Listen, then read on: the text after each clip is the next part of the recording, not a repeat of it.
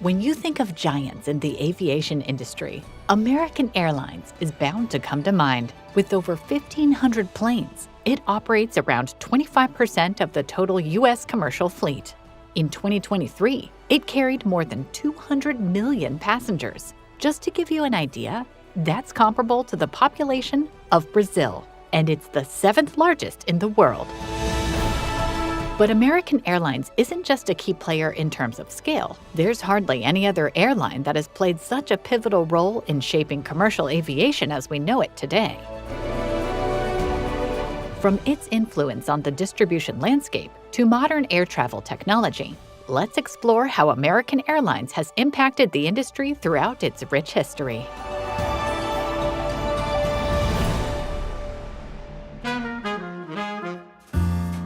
American Airlines traces its roots back to the 1920s. At that time, it was simply a collective banner for a hodgepodge of small independent carriers. Their 1930 merger, uniting around 80 small aircraft, marked the advent of American Airways. 2 years later, it was renamed American Airlines. In its first decades, the carrier grew with the aviation industry, going all out to lead the market. Post-war, American Airlines pioneered scheduled air cargo flights, started transatlantic operations, and began providing the first nonstop transcontinental service in the U.S. The airline industry was booming, and passenger numbers skyrocketed. However, this growth brought with it the challenge of managing an increasingly unwieldy system of reservations, which was then handled manually. Booking a ticket took 1.5 hours on average, and sometimes even 3. Airline employees were swamped and errors were frequent. American Airlines realized that the existing system was unsustainable and decided to solve the problem for the entire industry. So in 1946, the company started on the path toward automation. First, it developed several versions of automated booking systems, known as a reservisor. Though it was a huge leap forward, reservisors still heavily relied on manual input. As American Airlines were entering the jet stage and anticipating rapid traffic growth, they needed something a lot more efficient. So, after a fateful meeting of the American Airlines CEO and IBM sales executive on a cross-country flight, the two companies joined forces. And that's how SABRE was born in 1960. To be completely honest, it wasn't the very first computerized booking system. The Canadian Reservec holds the proud title of forerunner, predating SABRE by 2 years. But somehow SABRE became most widely recognized, and the rest is history. SABRE became fully operational in 1964. Its development cost American Airlines almost $40 million, which is equivalent to over $400 million today. That's about the budget of the second Avatar movie. Yes, both endeavors took a pile of cash, but their impacts were worlds apart. SABRE revolutionized air travel, while Avatar, well, gave us green water aliens and a few hours of popcorn binging. Talk about bang for your buck. Anyway, SABRE forever changed the way distribution worked. It connected American Airlines reservation desks across the country to a central hub, allowing them to share flight information globally in no time. Remember the average processing time of 1.5 hours per booking? Now it took just a few seconds. Connected to 1,500 American Airlines terminals, SABRE could handle 7,500 reservations per hour or more than 80,000 per day, a staggering number at that time, and all that almost error-free. In addition, SABRE managed flight schedules, seat inventories, and passenger records, providing American Airlines with valuable data for decision-making. The success of SABRE did not go unnoticed. Other airlines soon sought to replicate its capabilities, leading to widespread adoption of CRSs across the industry. By 1970s, airlines could handle massive amounts of reservations with their automated CRSs. However, travel agencies were stuck in the manual operations era. They still had to call airlines to buy tickets for travelers. In 1976, American Airlines, along with other carriers, started selling access to their CRSs to travel agents. Now, American air tickets could be booked directly from SABRE terminals in the travel agency office. However, these terminals only allowed for the distribution of a single carrier's inventory, not the best option for resellers. 2 years later, the Airline Deregulation Act was signed. This opened the industry to new entrants and fostered a competitive environment. Airlines started fighting for passengers, and that led to many changes.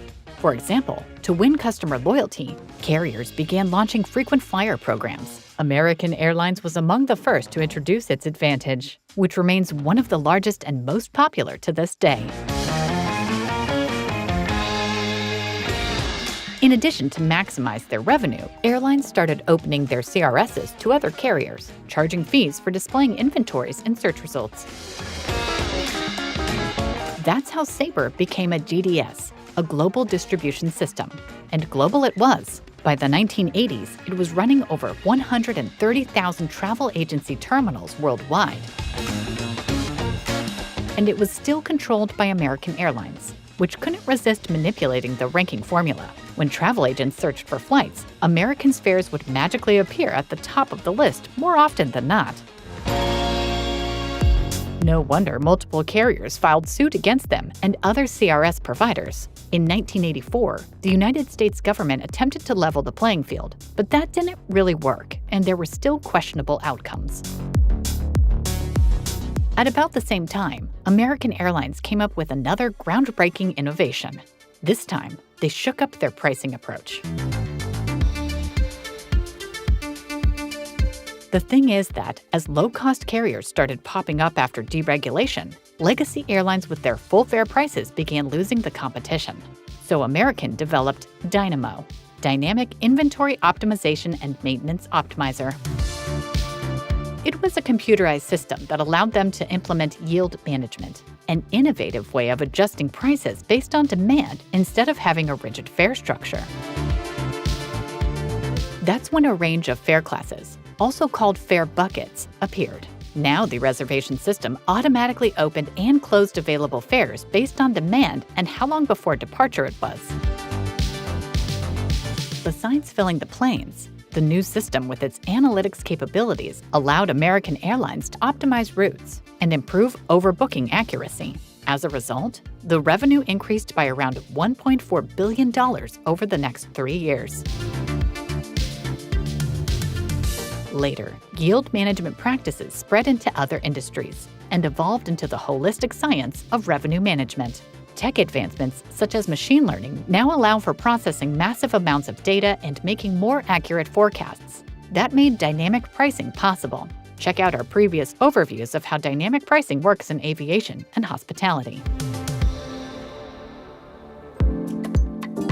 Yield management wasn't the only factor fueling American's growth. For example, it purchased routes from failing carriers. It took over Eastern's route rights to and from South America as it filed for bankruptcy. It also picked up TWA's London service. As a result of such network expansion, passenger traffic increased. In 1991, American Airlines welcomed its billionth customer aboard. But arguably, the biggest changes came with the advancement of the internet and personal computers. American Airlines, as one of the industry's tech leaders, was among the first to hear the buzz of new possibilities. So in 1985, it launched a pre-internet, consumer-facing booking tool for flights, hotels, and cars. It was basically a command line program with the old DOS interface. They called it Easy SABRE. Yeah, American could never resist sticking that AA wherever they could. Anyway, that primitive platform was the precursor for other online booking websites. The race to web dominance had begun. Bill Gates got really interested in the Easy SABRE idea and saw big potential in developing a Windows version of the travel software. So Microsoft tried to team up with American Airlines. However, the partnership faced significant strategic and operational disagreements. To put it simply, neither of the big guys wanted to give up control of the steering wheel. So both companies pursued their online travel endeavors independently. American Airlines and SABRE were the first ones to be ready. In March 1996, Travelocity, the first online travel agency, was launched. A few months later, Microsoft released Expedia. The two giants battled fiercely to dominate the market for almost 2 decades, but eventually, Travelocity lost the game and was taken over by Expedia in 2015. But there's much more to the story, as the end of the millennium was rich in events for American Airlines. As the online wars unfolded, a major reorganization took place. The SABRE Group became a subsidiary of AMR, American Airlines' parent company, and went public. In early 2000, SABRE separated completely, becoming an independent company. This move was meant to enhance the market positions of both SABRE and American Airlines. Donald J. Carty, AMR CEO. For AMR, that means a complete focus on American Airlines and American Eagle, allowing management to devote the time and resources to maintain and enhance its global airline leadership. Today, SABRE Holdings is still one of the top 3 GDSs and among the biggest tech providers in the travel industry, and American Airlines is one of its many customers and inventory suppliers. In the 21st century, American Airlines rode a roller coaster of changes. The tragic events of 9/11 hit hard, with American losing 2 planes and grappling with a steep drop in travel. The fallout led to years of struggle, including a bankruptcy filing in 2011 to rework finances and survive the tough climate. But it wasn't the end of the story just yet. In 2013, American made a major comeback, merging with US Airways to become the world's largest airline. Operational integration took several years as they consolidated reservation systems, flight crews, and airport operations. With an expanded route network, a modernized fleet, and a major operational overhaul, the renewed American Airlines regained its position against major rivals like Delta and United Airlines. More recently, American has again been ahead of the curve with digital innovations. We're talking about adopting IATA's new distribution capability, NDC. At some point, the airline industry realized there was a problem with distribution.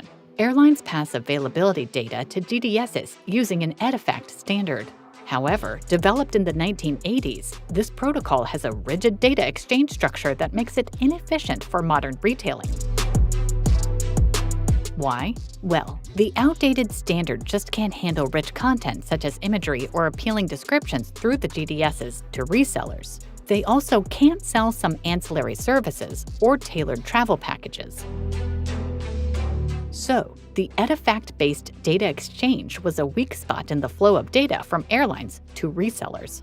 In addition to these tech limitations, carriers weren't too happy with the high GDS fees. You might be wondering why airlines need GDSs at all. Good question. Airlines can surely sell tickets on their websites, but the problem is that most agents, travel management companies, and other distributors use GDSs to source inventory. So despite the inconveniences, carriers are highly dependent on them. The EDIFACT problem demanded a solution, and IATA came up with one. In 2015, it introduced a new XML-based communication standard, NDC. It was bound to become an industry remedy. Fast and efficient, NDC supports all types of content, ancillaries, and packages.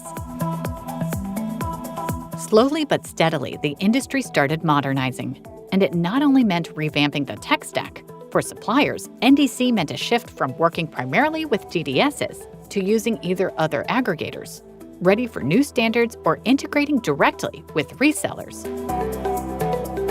And so, American Airlines was one of the first in the US to adopt NDC. However, true to its revolutionary spirit, it pushed a bit too aggressively. In April 2023, the carrier shook up the travel scene by shifting nearly 40% of its fares exclusively to NDC channels. But American overestimated the industry's readiness to change. Travel agents who used legacy technologies and were heavily reliant on GDSs were left scrambling, as they could no longer access those fares for their clients. And so, ASTA, the American Society of Travel Advisors, started to fight back. In September 2023, ASTA filed a complaint to the U.S. Department of Transportation, accusing American Airlines of unfair practices and abuse of power. The carrier responded with a caustic letter. It called the complaint frivolous and blamed ASTA for being on the side of travel agents, not consumers. The battle lasted for months. Then, American Airlines earnings for Q1 2024 came out, showing weaker than expected performance. The carrier realized it was losing customers and therefore profits. The other issue is we put in place a sales and distribution strategy in 2023. And it's not working. And so we're taking quick and decisive action, and we're making sure that we're regaining that share that we've lost to some of our biggest competitors. And so, in May 2024, American Airlines admitted its mistake, fired its CCO, and pivoted on its distribution strategy. They returned most of their content to legacy Edifact channels in a do-or-die effort to get back market share. This is a continuing saga of American Airlines, full of innovation, bold moves, and a bit of turbulence. Controversies aside, its impact on the travel industry is undeniable. Whether it's developing pioneering reservation systems or embracing cutting-edge digital distribution technologies, it has consistently been a frontrunner. Let us know in the comments below what your preferred carrier is, and stay tuned for more travel stories from LTechSoft.